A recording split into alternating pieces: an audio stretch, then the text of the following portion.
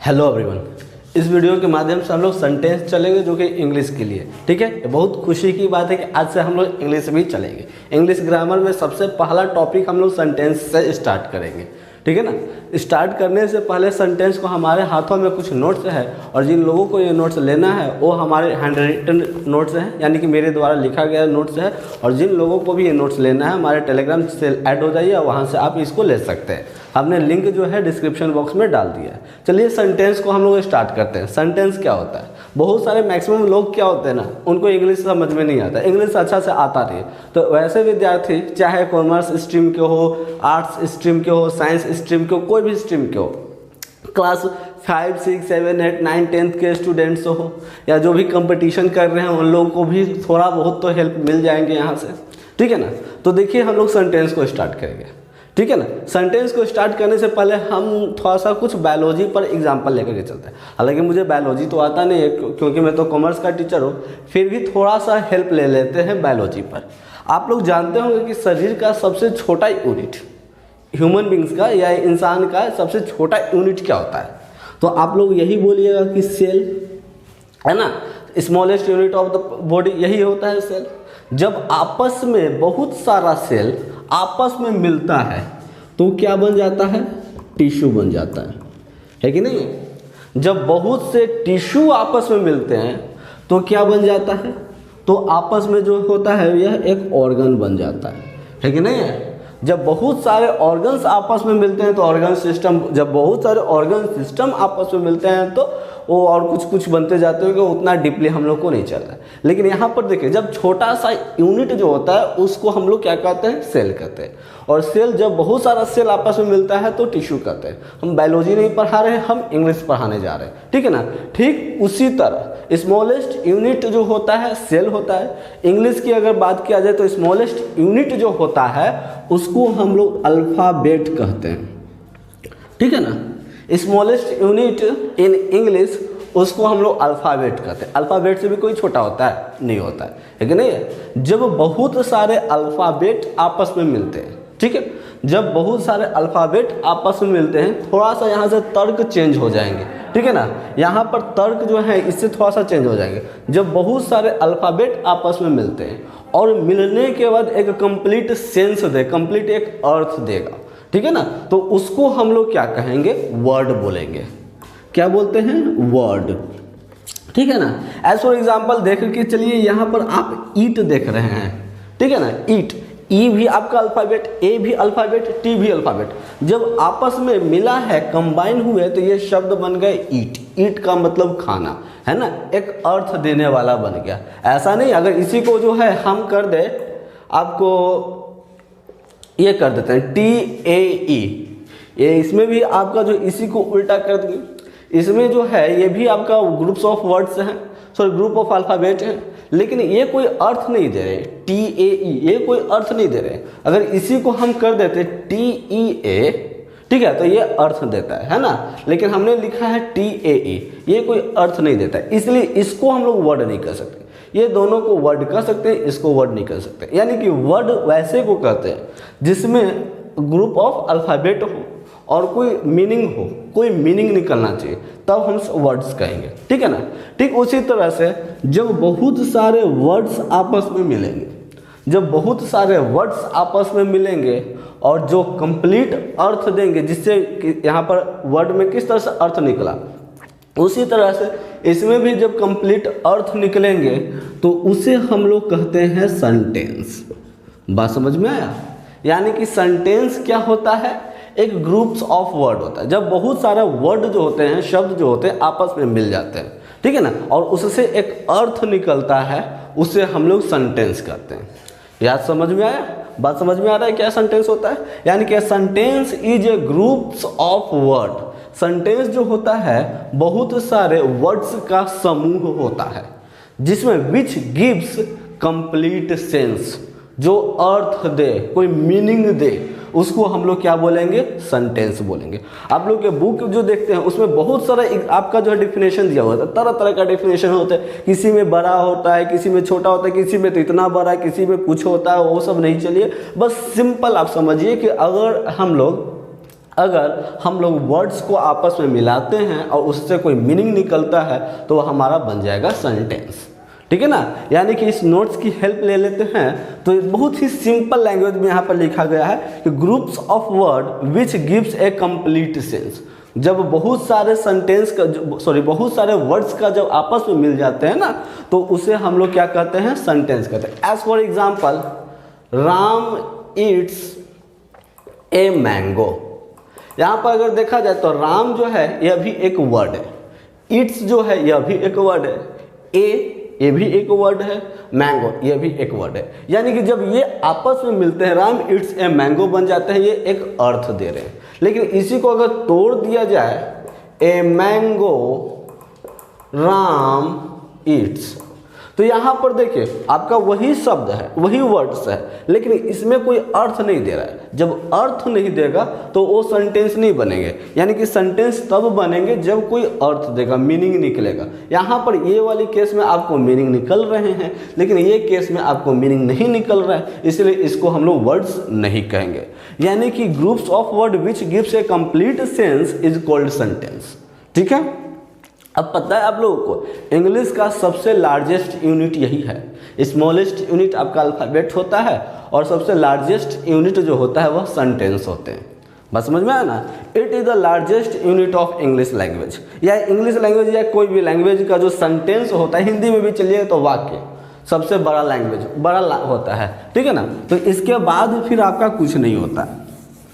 यानी कि अभी तक हम लोगों ने देखा कि सेंटेंस जो होता है वह क्या होता है, ग्रुप्स ऑफ वर्ड होता है which gives A complete sense, जो कि एक कंप्लीट सेंस देता है, उसको हम लोग सेंटेंस कहते हैं। ठीक है ना। एज फॉर एग्जाम्पल देखते हैं, I am going to market, Ram eats a mango, Ram goes to Delhi, we play football. है कि नहीं, ये सब में अर्थ दे रहा है और ये सबको हम लोग सेंटेंस कहेंगे। ठीक है ना। इसके बारे में, सेंटेंस के बारे में कुछ बात जान लीजिए।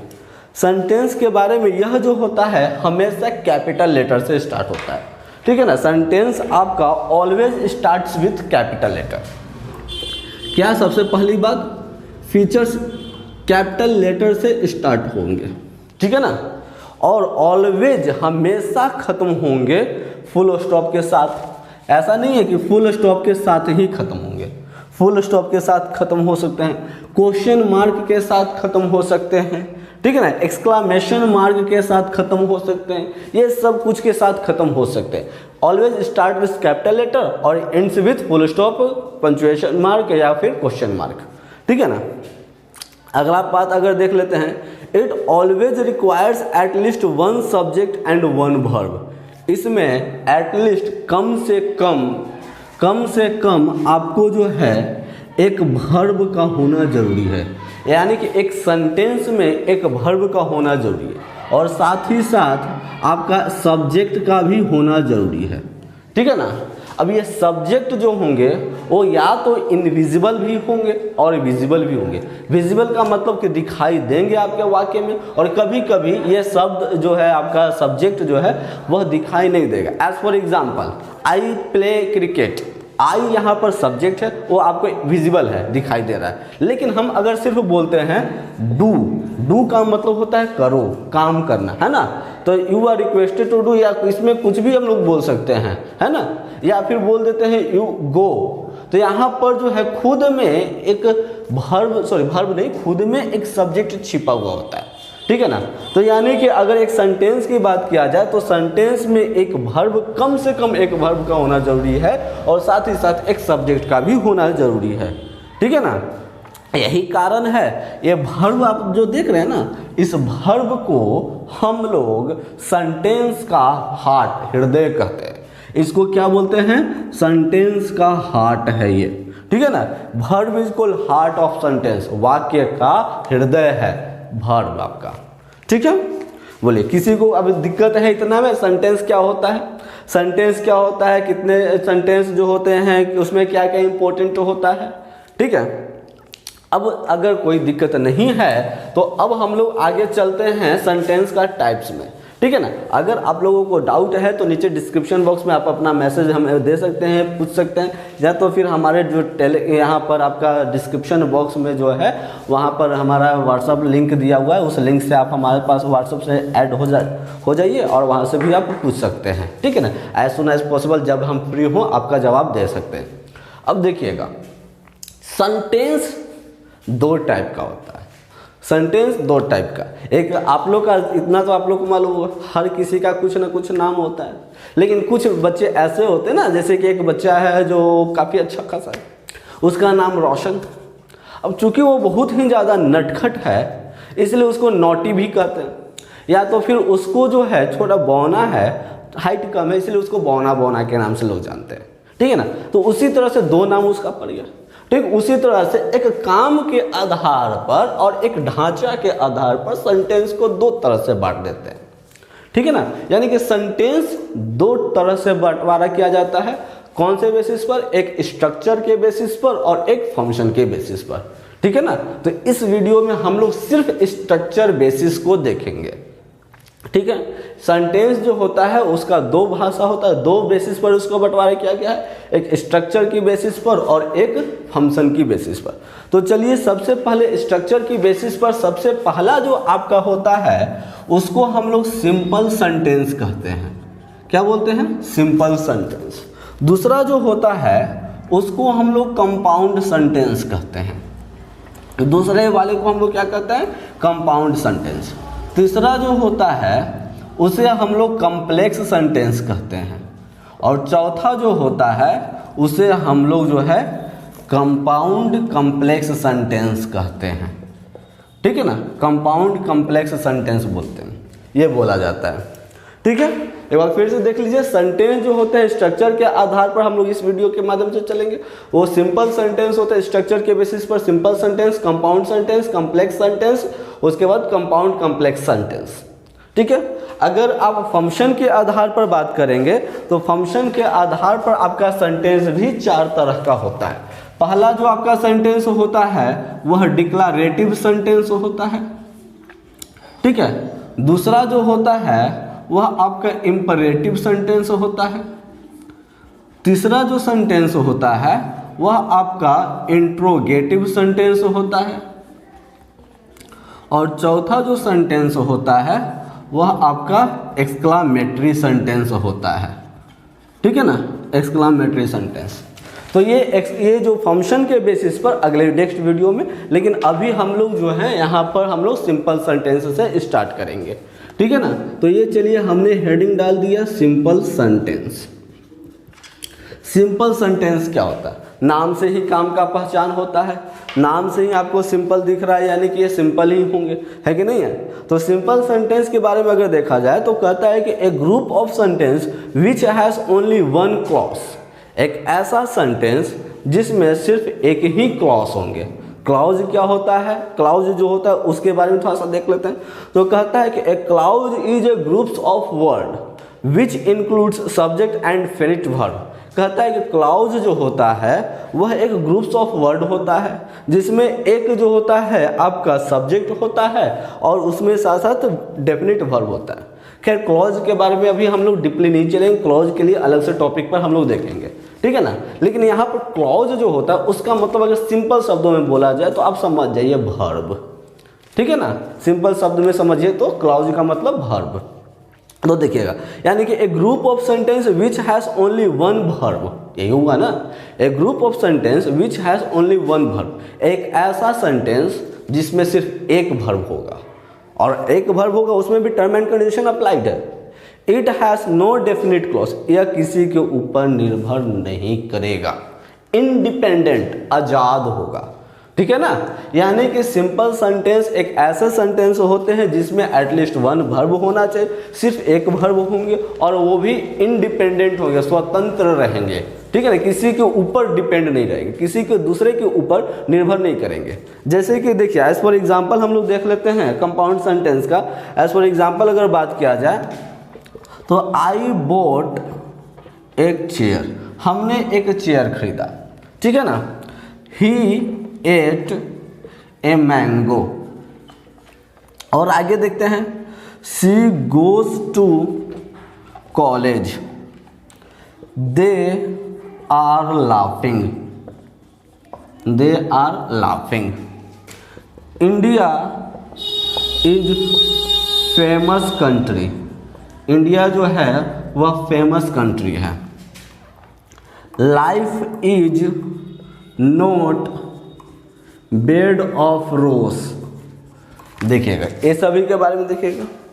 आपका जो है सिंपल सेंटेंस का फॉर एग्जांपल दिए आई बॉट ए चेयर, मैंने एक कुर्सी खरीदा, ठीक है ना। इसमें बाई जो है आपका एक वर्ब है कि नहीं है। आई बॉट जो है आपका एक ही वर्ब है, वो भी इंडिपेंडेंट है, स्वतंत्र है, किसी के ऊपर डिपेंड नहीं कर रहा है। एज फॉर जैसे डिपेंड करने का मतलब कि अगर हम बाजार जाएंगे तो कुर्सी खरीदेंगे, बाजार जाने के ऊपर डिपेंड यहाँ पर करता है, लेकिन यहाँ पर वैसा नहीं है, पूरे स्वतंत्र है कि नहीं।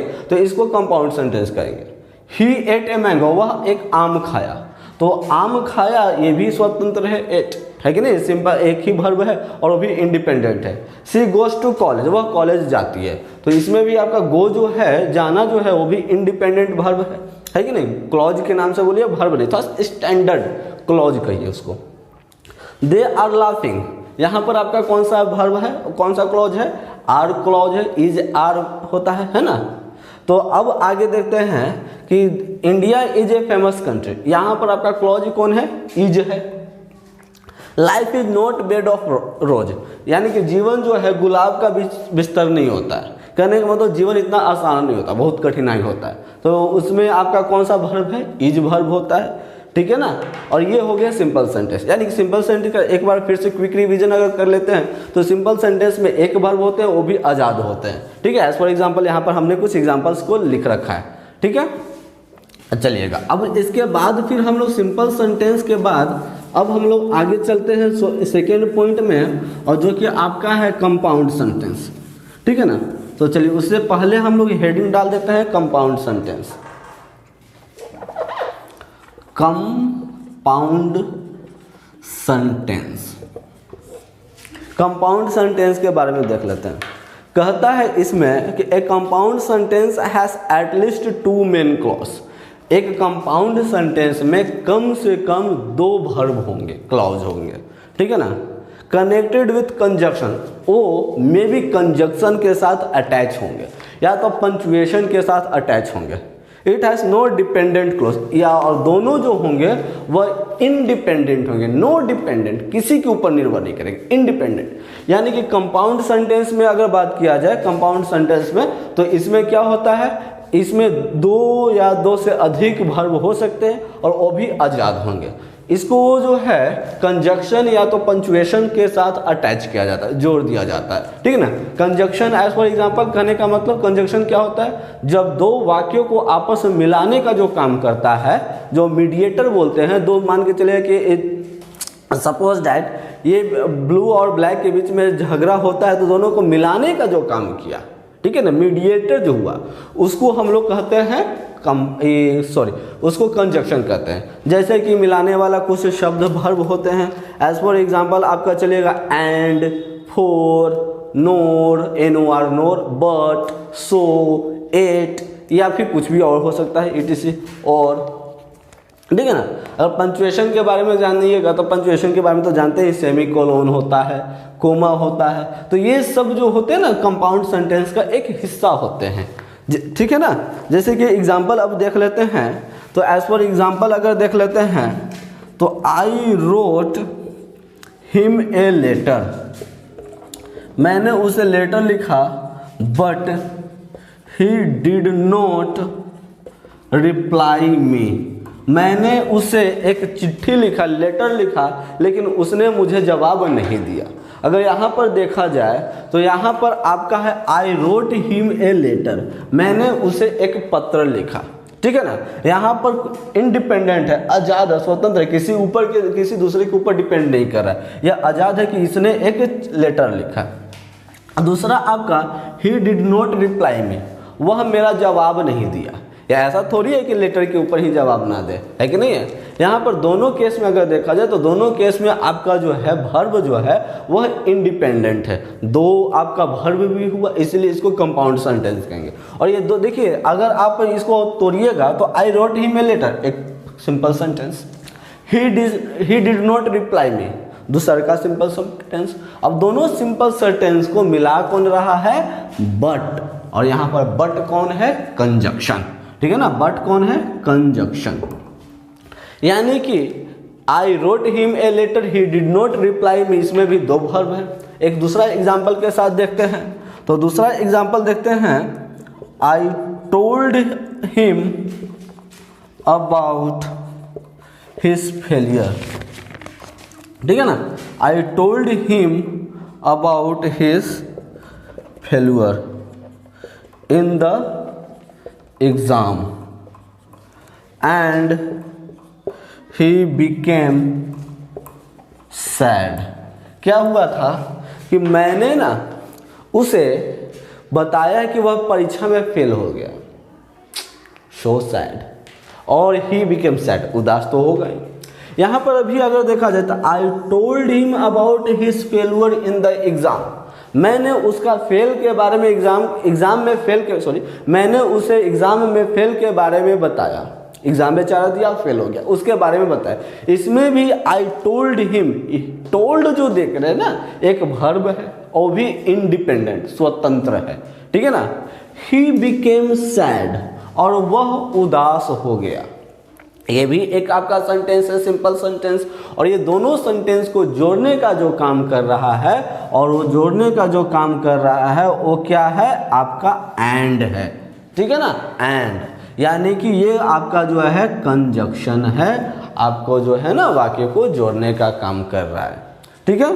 एक और अगर एग्जाम्पल लेकर के चलिएगा तो देखिएगा, एक और एग्जाम्पल लेकर के चलते हैं, तो देखते हैं एग्जाम्पल नंबर 3, कहता है कि she failed many time yet she is not disappointed.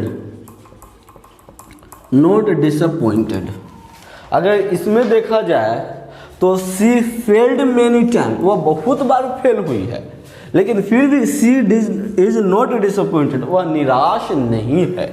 C failed many time, बहुत बार फेल हो चुकी है, लेकिन फिर भी वो जो है निराश नहीं। यहाँ भी दो आपका वाक्य है, सी फेल्ड मेनी टाइम, बहुत बार फेल हुई है, एक पहला वाक्य, सी इज नॉट डिसअपॉइंटेड, वह निराश नहीं है, दूसरा वाक्य। और ये दोनों का जोड़ने का जो काम कर रहा है आपका कंजक्शन है, ठीक है ना, एट, ये दोनों को जोड़ने का काम कर रहा है, कंजक्शन। अब देखते हैं, हमने बताया कंपाउंड में या तो कंजक्शन जोड़ेगा या तो फिर आपका जोड़ेगा पंचुएशन। तो अब एक ऐसा एग्जांपल देखते हैं जो पंचुएशन ऐड करता है, ठीक है ना। तो एग्जांपल 4, आई नीड, बीच में कैपिटल लेटर नहीं होता है, I needed help, he helped me. देखिएगा, आई नीडेड हेल्प, मुझे हेल्प की ज़रूरत थी, ठीक है ना, एक सेंटेंस है। और ही हेल्प्ड मी, उसने मुझे मदद किया, यहाँ पर ये भी एक सेंटेंस है। अब ये दोनों सेंटेंस को जोड़ने का काम कर रहा है आपका कौन, सेमीकोलन। यह जो हुआ आपका कंपाउंड सेंटेंस। यहाँ भी आप देख रहे हैं कि I needed help, he helped me, ये दोनों को जोड़ने का जो काम किया है वो है आपका सेमीकोलन। और सेमीकोलन होने की वजह से ही आज ये दोनों जो है सेंटेंस आपस में मिल गया है, इसलिए इसको हम लोग कह सकते हैं I needed help, he helped me. ये जो सेंटेंस है वह कंपाउंड सेंटेंस है, ठीक है। चलिएगा, अब हम लोग आगे चलते हैं कंपाउंड सेंटेंस के आगे। तो कंपाउंड सेंटेंस के आगे देखते हैं हम लोग कॉम्प्लेक्स सेंटेंस, ठीक है ना। कंपाउंड सेंटेंस के आगे हम लोग देखते हैं कॉम्प्लेक्स सेंटेंस। ये हो गए हमारा कॉम्प्लेक्स सेंटेंस। देखिए कॉम्प्लेक्स सेंटेंस के बारे में क्या होता है।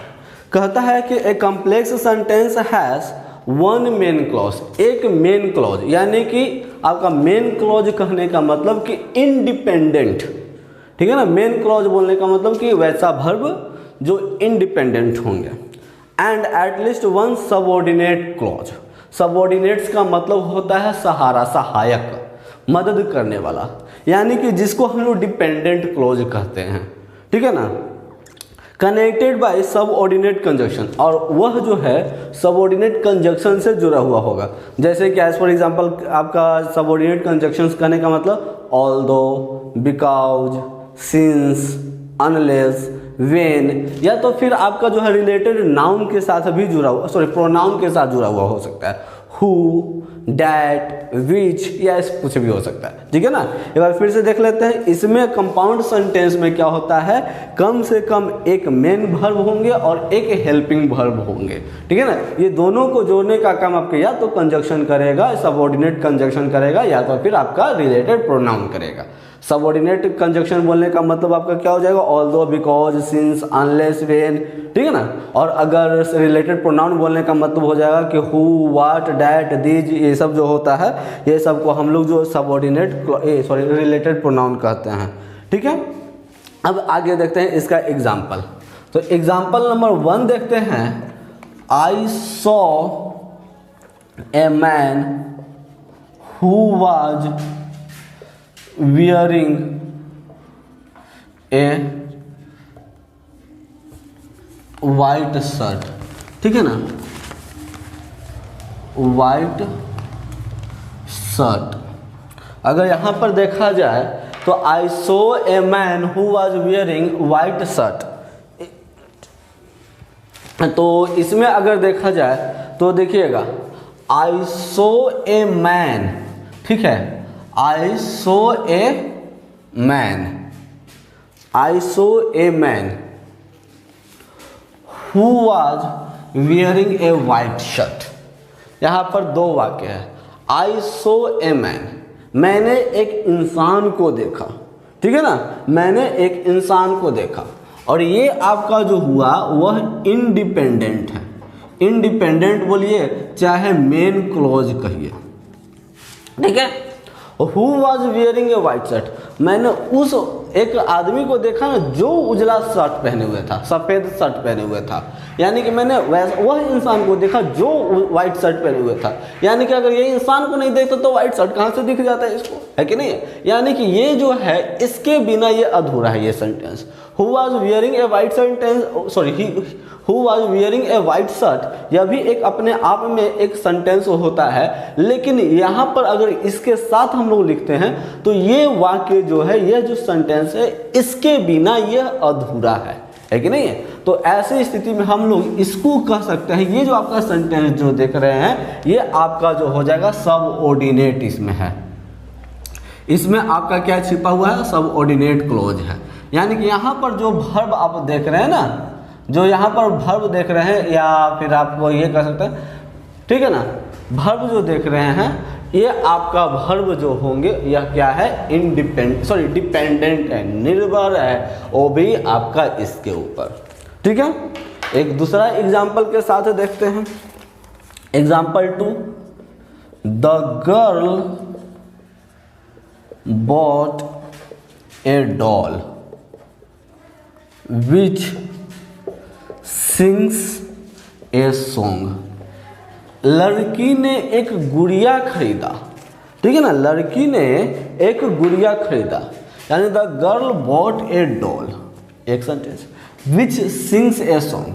कहता है कि लड़की ने एक गुड़िया खरीदा है। यहाँ अगर देखा जाए तो बॉट एक आपका वर्ब है। अब यहाँ भी आपका ये जो सिंग्स भी वर्ब है। इसमें एक वर्ब देखिए, 2 वर्ब तो होना चाहिए, 2 वर्ब भी मिला है ना। इसमें भी आपको 2 वर्ब मिला है। अब दोनों वर्ब जो है इसमें एक वर्ब आजाद होना चाहिए। तो the girl bought a doll, यहाँ पर लड़की ने गुड़िया खरीदा, यह आजाद है ना। विच सिंग्स ए सॉन्ग, जो गाना गाता है, यानी कि जो लड़की ने गुड़िया जो खरीदा ना वही गाना गाता है, इसके बिना ये अधूरा है ना। तो इसको हम लोग सबऑर्डिनेट्स कह सकते हैं, सबऑर्डिनेट क्लॉज है, और ये आपका मेन क्लॉज है। ठीक है ना। इसमें हम लोग क्या कह सकते हैं, ये आपका मेन क्लॉज और ये आपका जो है वह सबऑर्डिनेट क्लॉज है। ठीक है। फिर आगे देखते हैं एक और एग्जांपल के साथ। एक और एग्जांपल देखते हैं, एग्जांपल नंबर 3। एग्जांपल नंबर 3 कहता है कि she gifted me a book, she gifted me a book that has a great knowledge. ठीक है ना, अब इसके बारे में देखते हैं। तो यहाँ पर अगर देखा जाए तो आपको जो है she gifted me a book, ठीक है ना, she gifted me a book, ये एक जो सेंटेंस आप देख रहे हैं यह आपका जो है कंपाउंड सेंटेंस है, सॉरी कॉम्प्लेक्स सेंटेंस है। That sing a sorry she gifted me a book that has a great knowledge, उसने मुझे एक पुस्तक गिफ्ट में किया है जो बहुत ही ज़्यादा ज्ञान वाला है। बस समझ में आया, यहाँ उसने मुझे एक पुस्तक गिफ्ट किया है, ये तो आज़ाद है, मैं भी कोई भी गिफ्ट कर सकता है ना। तो यानी कि यहाँ भी अगर देखा जाए तो दो वर्ब छिपा हुआ है, एक गिफ्टेड और एक जो है आपका हैज़, ठीक है ना। तो ये दोनों में अगर देखा जाए तो दोनों में अगर देखिएगा तो दोनों जो है वह एक डिपेंडेंट है, ये वाला आपका डिपेंडेंट निर्भर है इसके ऊपर, और ये इंडिपेंडेंट, ये आपका इंडिपेंडेंट बोलिए या तो फिर मेन क्लॉज कहिए, और that has a great knowledge जिसमें बहुत जानकारी है, यह जो है सबऑर्डिनेट है, क्योंकि इसके बिना ये अधूरा है, सबऑर्डिनेट्स हैं, ठीक है। एक और एग्जाम्पल देख लेते हैं, example 4, we helped a child who was crying, मैंने एक बच्चे को मदद किया जो रो रहा था, ठीक है ना, मैंने एक बच्चे को मदद किया जो रो रहा था। तो यहाँ पर अगर देखते हैं तो आई हेल्प्ड ए चाइल्ड, ठीक है, हु वाज क्राइंग, इसमें देखिएगा तो हेल्प्ड जो है एक आपका वर्ब है, वाज जो है ये भी एक आपका वर्ब है ना। तो यहाँ पर अगर बात किया जाए, यहाँ पर अगर देखते हैं तो वी हेल्प्ड ए चाइल्ड, हम लोग एक बच्चे को मदद किए, यह आज़ाद है, इंडिपेंडेंट, यानी कि इसको हम लोग मेन क्लॉज कर सकते हैं। हु वाज क्राइंग, जो रो रहा था, ठीक है ना, तो ये इसके बिना ये अधूरा है, इसलिए इसको हम लोग सबऑर्डिनेट्स कर सकते हैं, ठीक है ना। तो बोलिए कोई दिक्कत है कॉम्प्लेक्स सेंटेंस में? कॉम्प्लेक्स सेंटेंस क्लियर हुआ सभी को? आई होप कि कॉम्प्लेक्स सेंटेंस जो है आप लोग का क्लियर हुआ होगा, ठीक है ना। इसके बाद जो है आप लोग को अगर फिर भी अभी कोई डाउट है तो हम फिर से रिपीट कर रहे हैं कि आप जो है हमारे पास कमेंट सेक्शन से मैसेज करिए, या तो फिर आप जो है हमारे पास टेलीग्राम से भी, कहीं से भी आपको जहां से आपको सुविधा मिले वहां से आप हमें मैसेज करिए। टेलीग्राम से भी मैसेज कर सकते हैं, या तो फिर व्हाट्सअप से भी आप मैसेज कर सकते हैं, और व्हाट्सअप का लिंक और टेलीग्राम का लिंक, दोनों का लिंक हमने जो है आपका वीडियो के नीचे दे रखे हैं। अब चलिएगा कॉम्प्लेक्स सेंटेंस के बाद अब हम लोग फोर्थ टॉपिक की तरफ चलते हैं, और फोर्थ टॉपिक जो है उसको स्टार्ट करने से पहले कॉम्प्लेक्स सेंटेंस के बारे में कुछ और अभी बातें देख लेते हैं।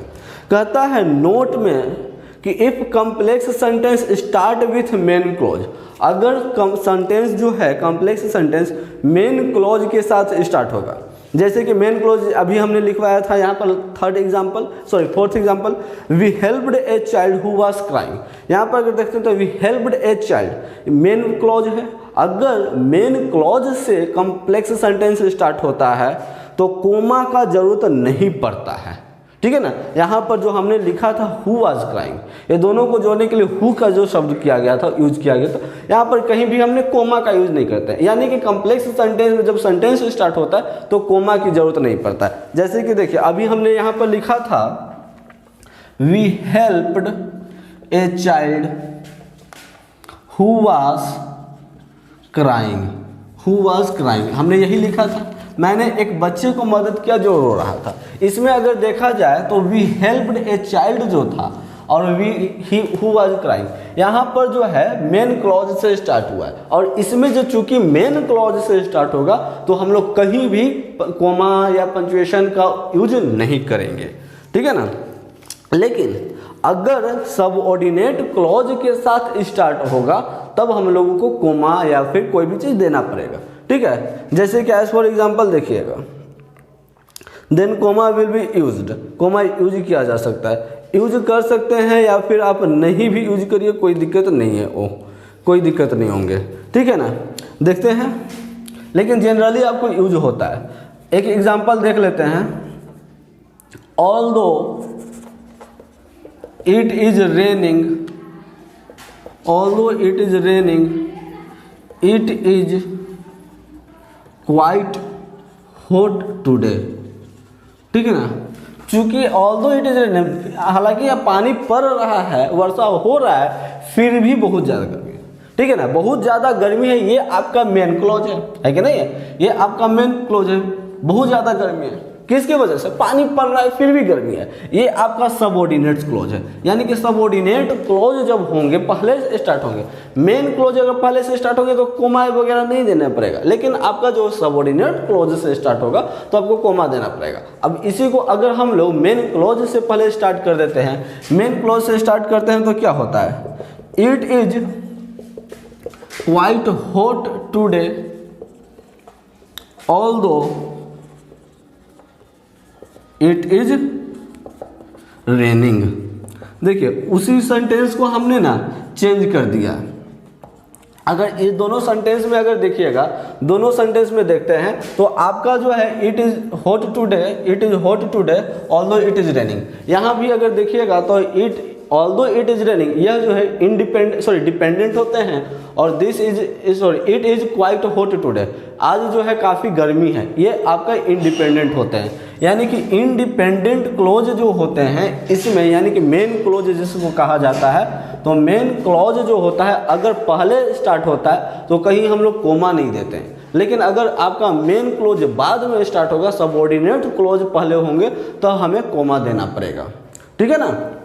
और इस तरह से आपका जो है कॉम्प्लेक्स सेंटेंस जो है वह कंप्लीट होता है। अब आगे हम लोग कंपाउंड कॉम्प्लेक्स सेंटेंस की तरफ बढ़ते हैं, ठीक है। तो सब कोई आप लोग हेडिंग डाल दीजिएगा compound sentence, compound complex sentence क्या होता है। चलिएगा अब हम लोग भी हेडिंग डाल देते हैं, हम भी हेडिंग डाल देते हैं कंपाउंड कॉम्प्लेक्स सेंटेंस। ये हो गया कंपाउंड कॉम्प्लेक्स सेंटेंस, ठीक है। देख लेते हैं कंपाउंड कॉम्प्लेक्स सेंटेंस के बारे में। तो कंपाउंड कॉम्प्लेक्स सेंटेंस में कहता है कि it has at least 2 main clause, इसमें कम से कम 2 को मेन क्लॉज होंगे, एंड 1 और मोर सबऑर्डिनेट क्लॉज, और एक या एक से अधिक सहायक क्लॉज हो सकते हैं। इसको हम लोग कंपाउंड कॉम्प्लेक्स सेंटेंस भी कहिए, कंपाउंड कॉम्प्लेक्स सेंटेंस कहिए, चाहे फिर आप इसको कॉम्प्लेक्स कंपाउंड सेंटेंस कहिए, दोनों का मतलब एक ही होता है, ठीक है ना। इसमें क्या होंगे, कम से कम 2 को मेन वर्ब और 2 या 2 से अधिक आपका जो है कम से कम 2 मेन वर्ब और 1 या 1 से अधिक जो है आपका सहायक वर्ब होंगे, ठीक है ना। 1 या 1 से अधिक आपका सहायक वर्ब होंगे। जैसे कि एज फॉर एग्जाम्पल, पहला एग्जाम्पल देखते हैं, आई like English but my friend likes accountancy, ठीक है ना। अकाउंटेंसी आपका जो है कॉमर्स का सब्जेक्ट होता है। Who wanted to become an accountant. देखिएगा यहाँ पर अगर देखते हैं तो यहाँ पर देखिएगा, आई लाइक इंग्लिश, मुझे इंग्लिश पसंद है, but my friend likes accountancy, लेकिन मेरे दोस्त को अकाउंटेंसी पसंद है। Who wanted to become an accountant, जो अकाउंटेंट बनना है जिन्हें, देखिएगा आई लाइक इंग्लिश, मुझे अंग्रेजी पसंद है, ये क्या हुआ आपका मेन वर्ब है कि नहीं है। मुझे अंग्रेजी पसंद है, ये आपका क्या हुआ मेन वर्ब है। माई फ्रेंड्स लाइक अकाउंटेंसी, मेरा दोस्त को अकाउंटेंसी पसंद है, ये भी आपका मेन वर्ब है। यानी कि अगर यहाँ तक की बात किया जाए, आई like English but my friends like accountancy, यानी कि ये आपका जो है सेंटेंस का दूसरा हिस्सा, यानी कि कंपाउंड सेंटेंस है, ठीक है ना, कंपाउंड सेंटेंस। अब यहाँ पर who wanted to become an accountant, यानी कि अगर देखिएगा यहाँ पर, अगर इधर वाले बात छोड़ देते हैं, my friend likes accountancy who wanted to be an accountant, यानी कि मेरा दोस्त को अकाउंटेंसी पसंद है जो कि अकाउंटेंट बनना है, जिसको अकाउंटेंट बनना है। तो यहाँ पर अगर देखते हैं तो who wanted to become an accountant, जो देख रहे हैं ना, who wanted to become an accountant, यह डिपेंड कर रहा है फ्रेंड के ऊपर जिसको अकाउंट्स पसंद है। यानी कि यहाँ पर देखिएगा आई लाइक जो है एक वर्ब है, यहाँ भी आपका लाइक वर्ब है, 2 वर्ब है, दोनों वर्ब इंडिपेंडेंट है। और यहाँ पर जो चाह रहे हैं अकाउंटेंट बनना, वह डिपेंड करता है मेरे फ्रेंड के ऊपर, है ना। तो ऐसा सेंटेंस जिसमें कम से कम 2 मेन वर्ब होंगे, ये आपका मेन वर्ब है, ये भी आपका मेन वर्ब है, ये आपका सबऑर्डिनेट्स है, सहायक है कि नहीं। तो ऐसे सेंटेंस को हम लोग क्या कहते हैं, ऐसे सेंटेंस को हम लोग जो है कंपाउंड कॉम्प्लेक्स सेंटेंस कहते हैं, या तो फिर कॉम्प्लेक्स कंपाउंड सेंटेंस कहिएगा। और एग्जाम्पल देख लेते हैं, एग्जाम्पल 2 के साथ कहता है मुझे जो है ना इंतजार करना बहुत खराब लगता है, अच्छा नहीं लगता है। I waited for him but he did not come which disappointed मी। ठीक है, who disappointed me.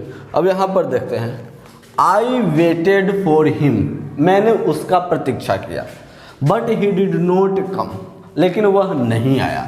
Which disappointed मी, देखिएगा अगर यहाँ भी अगर आप देखिएगा तो आई वेटेड फॉर हिम, मैंने उसके लिए प्रतीक्षा किया, यह आपका जो है इंडिपेंडेंट है। ये जो क्लॉज देख रहे हैं वेट, वह इंडिपेंडेंट है, आज़ाद है। But he did not come, लेकिन वह नहीं आया, यह भी आज़ाद है। अगर यहाँ तक की बात कर लेते हैं, I waited for him but he did not come, यह आपका कंपाउंड सेंटेंस होता है। लेकिन अब यहाँ से ये पूरा की बात करते हैं, यहाँ से ही did not come which disappointed मी, वह नहीं आया जिसकी वजह से मुझे निराशा फील हुआ, है ना, निराश हो गए हम। ठीक है, तो ये निराश जो है नहीं आने के ऊपर डिपेंड किया है ना। तो ये आने की, इसमें अगर ये भी आपका मेन होता है और ये आपका डिपेंडेंट है, यानी कि इसको हम लोग सबऑर्डिनेट्स कह सकते हैं, सहायक है। तो ऐसे सेंटेंस को हम लोग क्या बोलेंगे, कंपाउंड कॉम्प्लेक्स सेंटेंस कहेंगे। और एग्जांपल देख लेते हैं, तीसरा। हालांकि जानते हैं एक बात, कुत्ते को कभी भी चिढ़ाना, टीज नहीं करना चाहिए, ठीक है ना। देखिए क्या हुआ था, एक बार की बात है, द डॉग रैन ऑफ, भाग गया, वेन आई चेस्ड हिम, जब मैंने कुत्ते को खरीदा तो वह भाग गया, but I did not care. ये बात बहुत लोग करते हैं, सड़क पर कुत्ते देखते हैं दौड़ करके उसको भगाने लगते हैं, है ना। तब देखिएगा, द डॉग रैन ऑफ, यहाँ पर कुत्ता भाग गया। वेन आई चेस्ड हिम, जब हमने उसको पीछा किया ना तब कुत्ता भाग गया। But I did not care, लेकिन मैंने उस पर ध्यान नहीं दिया। अगर यहाँ भी देखा जाए तो द डॉग रैन ऑफ, कुत्ता भाग गया, यह जो है आपका क्या है, डिपेंडेंट क्लोज है। वेन आई चेस्ड हिम, यह भी एक इंडिपेंडेंट क्लोज है, दोनों इंडिपेंडेंट है, आज़ाद है, मेन क्लोज कह सकते हैं। यानी कि कुत्ता भाग गया जब हमने चिढ़ाया उसे, यानी कि उसका पीछा किया। यानी कि अगर इतना की बात किया जाए यहाँ तक की, तो the dog ran off when I chased him, जब कुत्ता को मैंने चेस किया, पीछा किया, तब कुत्ता भाग गया। ये दोनों जो होते हैं कंपाउंड सेंटेंस होते हैं। लेकिन but I did not care, लेकिन मैंने उसका कोई परवाह नहीं किया। अब यहाँ से देखते हैं, when I chased him but I did not care, लेकिन मैंने उस पर कोई परवाह नहीं किया। तो यहाँ पर ये जो आई डिड नॉट केयर, ये जो है यह डिपेंड कर रहा है जब हमने उसका पीछा किया, है कि नहीं। जब हमने उसका पीछा किया तो इसके ऊपर डिपेंड कर रहा है, इसलिए इसको हम लोग जो है ना मेन क्लोज कह सकते हैं। ये भी आपका मेन क्लोज है और ये आपका जो है सबऑर्डिनेट क्लोज है, ठीक है। एक और एग्जाम्पल के साथ हम लोग देखते हैं। एक मेरा दोस्त है जिसका नाम है ऋषु क्राइड, ठीक है ना। ऋषु नाम है, क्राइड नहीं नाम है, ऋषु क्राइड। क्या हुआ था, ऋषु रोने लगा था because the ball hit him and I apologised immediately.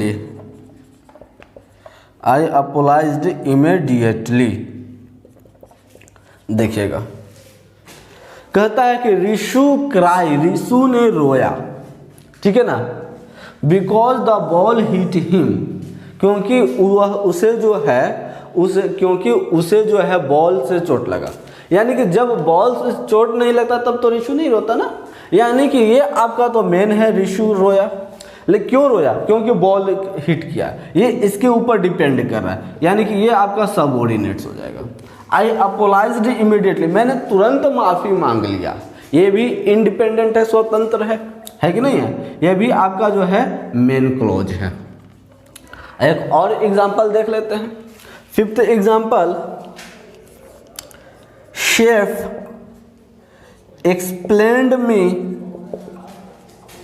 explained meaning how cookies are made and we practiced his techniques at home। Chef ने हमें एक्सप्लेन किया, शेफ ने हमें क्या किया, शेफ उसको कहते हैं जो खाना पकाता है, ने हमें एक्सप्लेन किया। क्या एक्सप्लेन किया? How cookies are made, cookie को कैसे पकाया जाता है। एंड हमने उसको प्रैक्टिस किया अपने घर पर आकर के, ठीक है ना। अगर यहाँ पर अगर बात करिएगा, यहाँ पर अगर बात करिएगा तो देखिएगा, अगर आप सिर्फ बोलते हैं शेफ एक्सप्लेन्ड, इसके साथ साथ हाउ कुकीज आर मेड, अगर यहाँ तक एक साथ ले लेते हैं, chef explained how cookies are made, ठीक है ना, तो ये जो है आपका इंडिपेंडेंट क्लोज है। लेकिन अगर आप हाउ कुकीज आर मेड को अलग कर दीजिएगा तो ये डिपेंडेंट हो जाते हैं शेफ एक्सप्लेन किया इसके ऊपर, ठीक है ना। इसके बाद फिर है we practised his technique at home, हमने उसका टेक्निक को घर पर प्रैक्टिस किया।